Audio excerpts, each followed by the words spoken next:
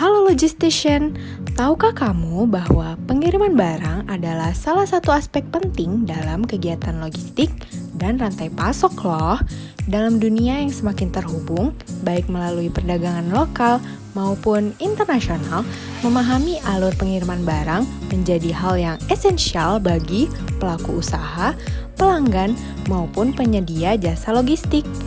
Video ini akan menguraikan secara rinci alur pengiriman barang mulai dari tahapan awal hingga barang sampai ke tangan penerima. Yang pertama, permintaan pengiriman. Alur pengiriman barang dimulai dari permintaan pengiriman oleh pelanggan atau pengirim.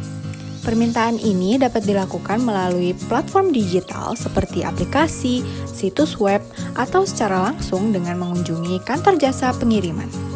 Pada tahap ini, pengirim memberikan informasi lengkap mengenai deskripsi barang, alamat pengirim dan penerima, jenis layanan yang diinginkan seperti ekspres, reguler, atau kargo, instruksi khusus seperti barang yang mudah pecah atau memerlukan penanganan khusus, dan yang terakhir, pelanggan juga menyerahkan dokumen invoice dan packing list kepada perusahaan forwarding sebagai dasar untuk memulai proses pengiriman.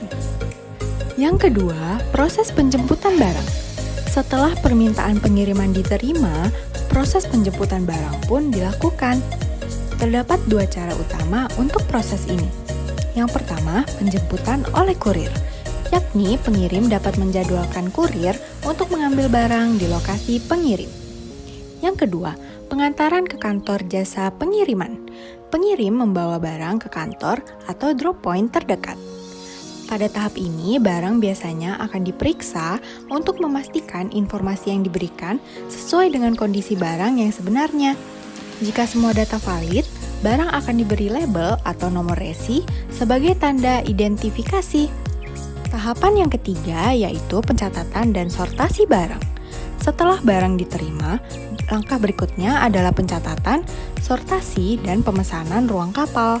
Proses ini melibatkan yang pertama pencatatan, yakni informasi barang termasuk nomor resi, tujuan, dan jenis layanan dimasukkan ke dalam sistem logistik perusahaan.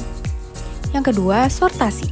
Barang dikelompokkan berdasarkan rute pengiriman, tujuan, atau jenis layanan. Sortasi biasanya dilakukan di gudang atau pusat distribusi.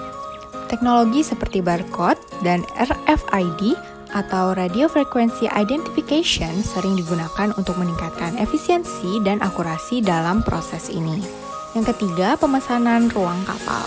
Dokumen yang diterima yakni invoice dan juga packing list digunakan untuk melakukan pemesanan ruang kargo kapal.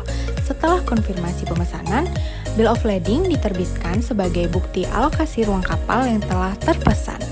Yang keempat, pengangkutan ke pusat distribusi utama.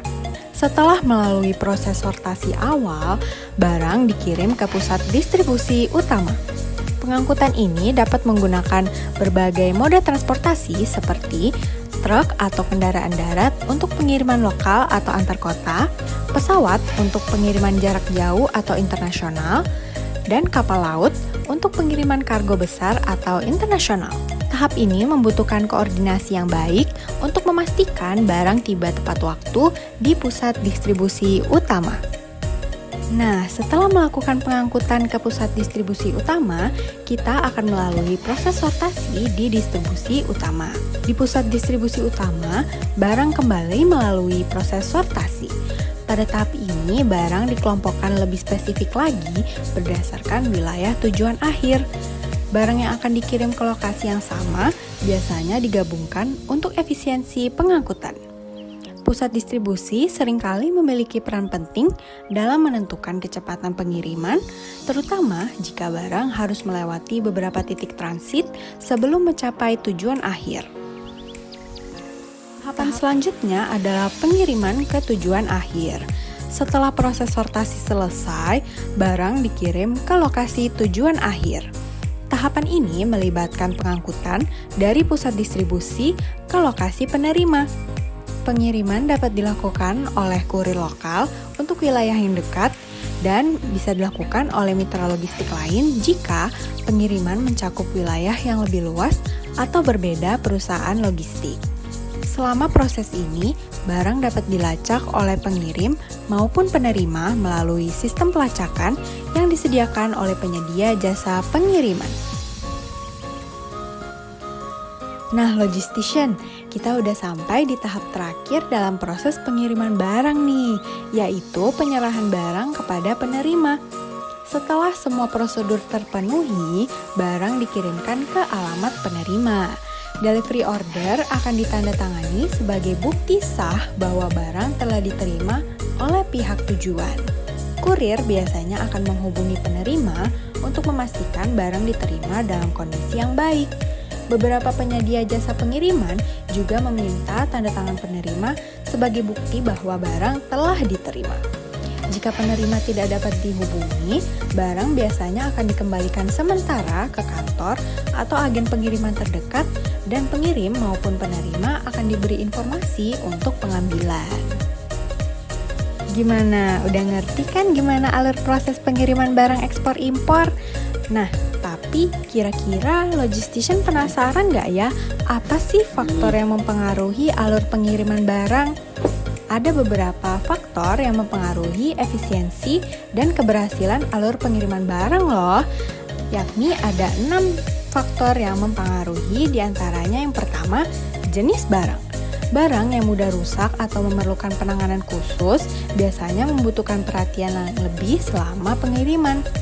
Yang kedua, jarak dan lokasi tujuan. Pengiriman ke wilayah terpencil biasanya membutuhkan waktu yang lebih lama nih dibandingkan perkotaan. Yang ketiga, moda transportasi. Pemilihan moda transportasi yang tepat mempengaruhi kecepatan dan biaya pengiriman. Yang keempat, kondisi cuaca. Cuaca buruk dapat menyebabkan penundaan, terutama untuk pengiriman melalui jalur udara ataupun laut loh. Sistem dan juga teknologi. Sistem pelacakan real-time dan otomatisasi proses sortasi membantu meningkatkan efisiensi pengiriman. Dan yang terakhir, faktor kapasitas logistik. Penyedia jasa pengiriman dengan kapasitas yang memadai dapat menangani volume barang yang lebih besar tanpa mengurangi kualitas layanan. Alur pengiriman barang melibatkan serangkaian proses yang terorganisir untuk memastikan barang sampai ke tujuan dengan aman dan tepat waktu. Dengan memahami tahapan-tahapan ini, baik pengirim maupun penerima dapat mengelola ekspektasi dan memaksimalkan manfaat dari layanan pengiriman yang tersedia. Sebagai pelanggan, memilih penyedia jasa pengiriman yang andal dengan sistem yang transparan adalah kunci untuk pengalaman pengiriman yang memuaskan.